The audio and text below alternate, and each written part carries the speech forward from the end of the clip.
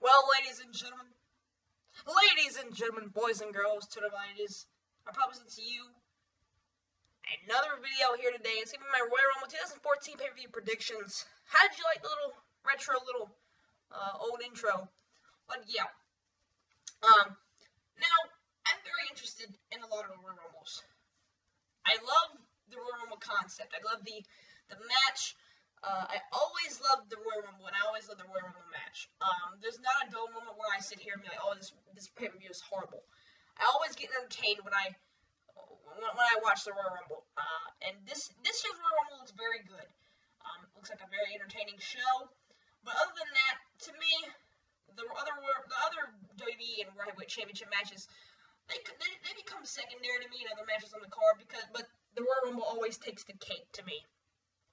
But today, WWE is focusing on the two main matches, the unified World Heavyweight and WWE Championships, when Randy Orton faces off John Cena and Big Show faces off Brock Lesnar. Now I'm going to discuss each and every single match on this card in depth. I will try my best to do in depth as I possibly can for these predictions for the Royal Rumble. And hopefully you guys like this new format for predictions. If you don't, then whatever. But I like this kind of way. I think it looks pretty cool. And but I give this overall pay-per-view grade prediction is going to be 7.50 at the lowest and out of 10. And the highest would possibly be 7.75 out of 10. And maybe even an 8. It just depends how the show goes. Next match is going to be the Rhodes Brothers, Cody Rhodes and Goldust, versus the New Age Outlaws, Billy Gunn and Road Dogg for the WWE Tag Team Championships on the pre-show. I honestly don't feel like why this can't be on the show. I think this match would be a really good match on the show. I think they could have a regular match. I mean, the matches on this show could be like Wyatt and Bryan stay. Lesnar and Show, that can't be on the pre-show, but everything else can stay on the card. I think they could have thrown like a regular Divas match, I guess you could say, for the pre-show. But honestly, whatever, it's okay. WWE would do this now. They've done it before, and they would do it later on in the year. So we might as well get growing accustomed to it. I think this match will be pretty good for the time it's given. I think it'll be given about 6 to 7 to 8 minutes. That's at the most. But I think most of the pre-show, the 30 minutes it's garnered towards will be, hyping the show, getting people wanting to buy it right before there, because a lot of people don't buy it, 3 days in advance or a day in advance or that morning. People need to be sold on the show, and that's what the pre-show is for, to get people sold on the show. The pre-show is one little speck of what it does, but everything else, it's about promoting and all that kind of good stuff. So that's why I see why they don't give it a lot of time. But if this match gets a lot of time and it's what it needs to be deserved, then it's going to be a good match. The New Age Outlaws got this tag team opportunity due to the fact that they beat the Rhodes Brothers on SmackDown. I'm glad to see the New Age Outlaws back. I wouldn't mind seeing them to be the tag team champions. Then I would set up the Rhodes Brothers, going up against each other at WrestleMania 30. I would not mind seeing that. To show a little bit of cracks between the brotherhood of the Rhodes Brothers, and we can see them, finally show weaknesses and finally see Goldust maybe turn heel and then Cody Rhodes get over as a face, and then we see their match at WrestleMania 30. The New Age Outlaws become the corporate tag team champions. Triple H's running buddies in the past are finally the tag team champions. I think this match will be a pretty good match. 3 out of 5 stars. The New Age Outlaws should win this match, but if they don't, I'll be very interested in seeing what they're going to do here. But because since the New Age Outlaws have came back, and they get this tag team championship shot, it would make sense for them just to lose and then possibly win another Raw. But I hope the New Age Outlaws win this match, and I think they should win this match. Daniel Bryan versus Bray Wyatt. We have Bray Wyatt with Luke Harper and Eric Rowan and Daniel Bryan. And this feud has just been bad to me. They started off with Bray Wyatt around in October or November, attacking Daniel Bryan in the backstage area, which set up, the best and the beard and the best versus versus Luke Harper and Eric Rowan. And then they just went to, CM Punk being fed to the Shield, and then now he's in the corporate storyline with Kane and all that kind of good stuff.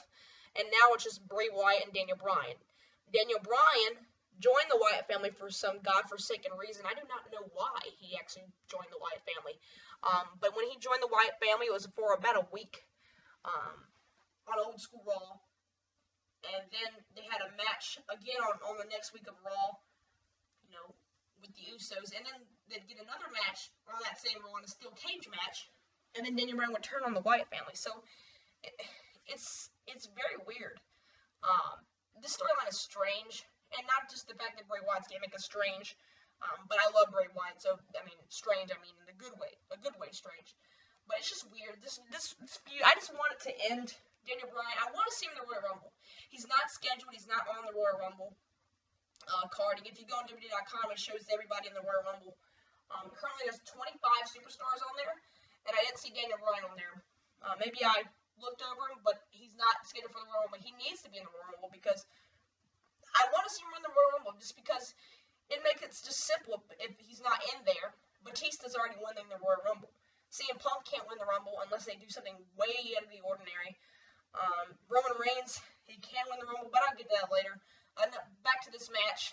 I don't know what they're going to do with Bray Wyatt going forward. Maybe they can feud him with John Cena. Sting just lost his match with TNA, so maybe they can feud Sting with Bray Wyatt, with Sting coming to WWE possibly for WrestleMania 30. Doing Sting versus Bray Wyatt with it's going to be very interesting. Also, how Luke Harper and Eric Rowan play a factor. They're going to be in the Royal Rumble as well. So I'll be very interested to see what goes on. I hope that I don't know who should win this match, to be honest with you. I think Bray Wyatt should win this match. I don't know. It depends how they book this match. It depends how much time it gets. But I think it'll be a 3 out of 5 star match. It should be a good match. I think that these guys can have a pretty good match. I love the contrast and styles between Daniel Bryan's technical wrestling and Bray Wyatt's, very, very strange offense that we have with Bray Wyatt. So it's going to be I think it's going to be a pretty good match. I actually think it can go up to a 3 1/4 to a 3 1/2, possibly. That's to be determined from the match. That's a TBD. But I think it's going to be a 3-star match. But I think it's going to be a good match. I just hope Bryan's in the Rumble.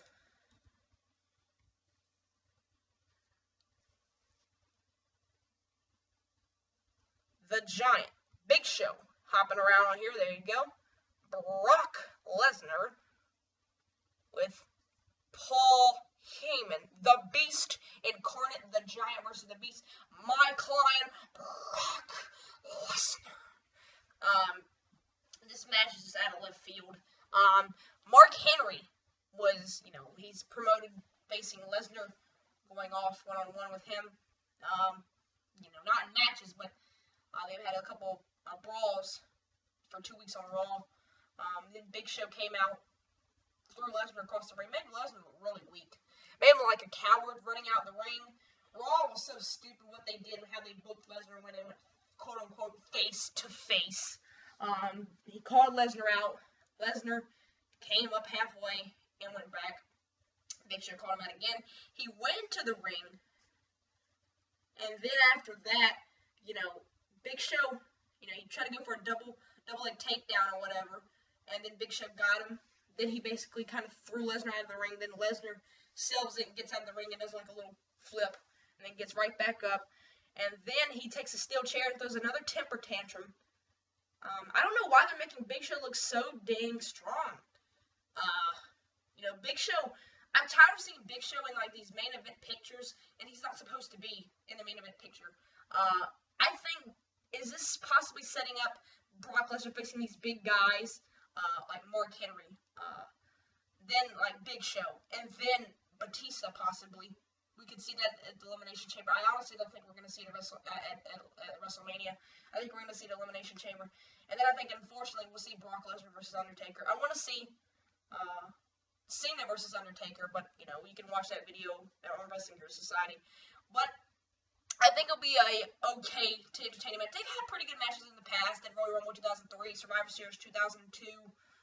They can have good matches, but I think just the limitation of Brock and his character currently, a guy that can beat you up. He used to be the I call him the no DQ guy because been and has had a stipulation. Let's see, Extreme Rules 2012 against John Cena. In 2012, faced John Cena in Extreme Rules match.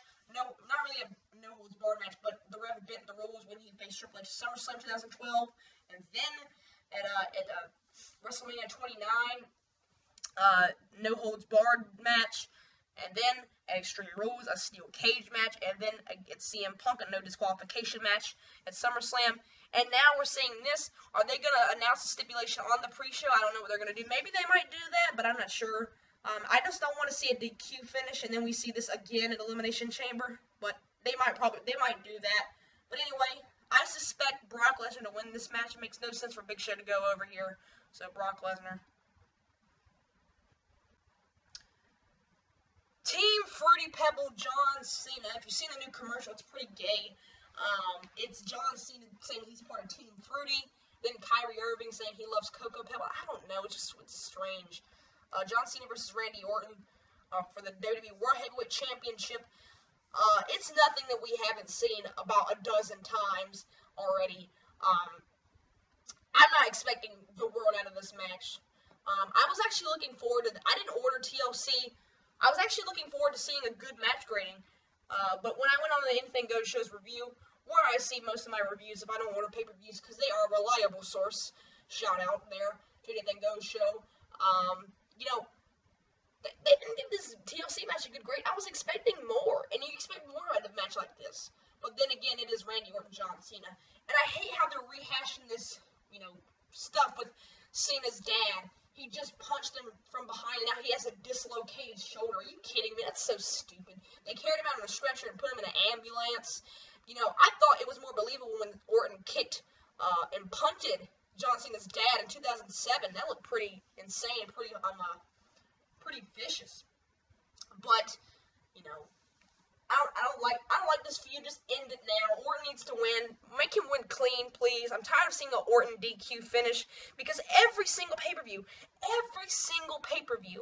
since SummerSlam and on has sucked. Every single main event match has sucked. The Royal Rumble match needs to go on last. I don't care what anybody says. This match does not need to go on last just because it's an undisputed championship match and just because it's Orton and Cena, some of the two quote-unquote biggest draws of the modern era. I don't want to see this match. This match does not need to go on last. And also, Big Show and Lesnar doesn't need to go on last. That's sure. Does not need to go on last. The Royal Rumble match needs to go on last. I don't want to see this match. The highest it could possibly go is 3.5 if they do the right thing in this match and make it clean where Cena just loses clean. But then again, it is John Cena. At the lowest, it can possibly be a 2.5. But oh my God. I know they're going to book this crazy. I know it's going to be a bad match. But I'm suspecting something good. I hope we see a good match. But let's just hope.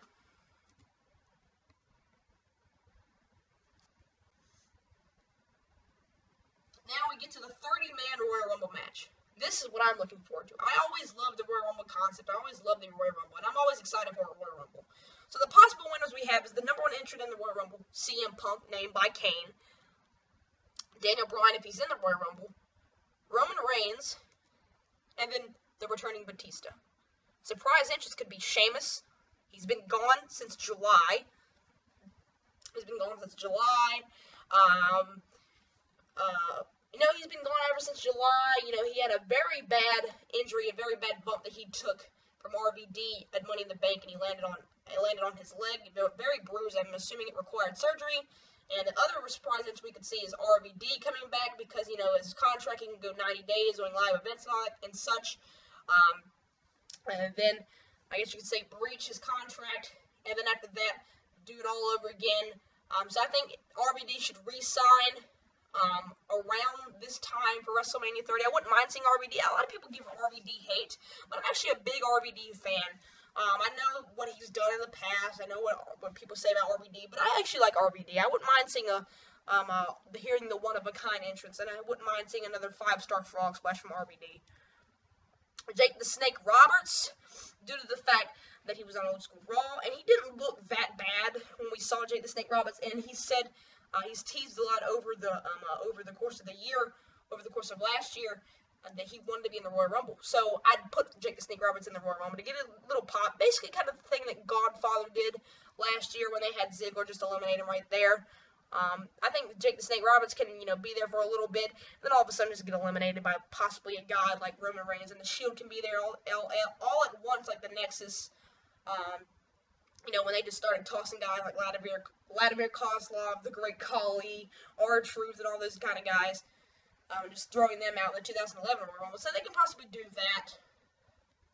Next, you can always thank Chris Jericho. Chris Jericho and Sheamus will be in town for a car show, I believe, in Pittsburgh, where Royal Rumble will be hosting that.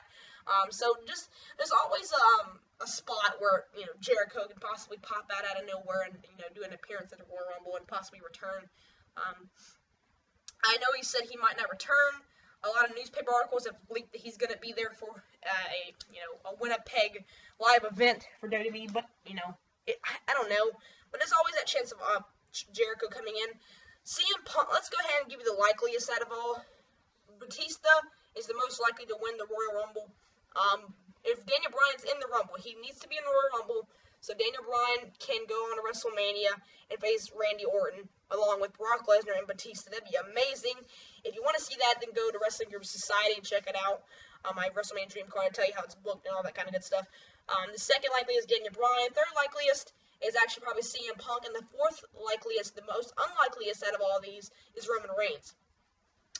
Roman Reigns should have a good run in the Royal Rumble to make him look really good and for the fans to start getting him over. Like, he's not over already with the spear and the Superman punch, but for, the people recognize him in the Royal Rumble, do something like Kane, eliminate a lot of guys.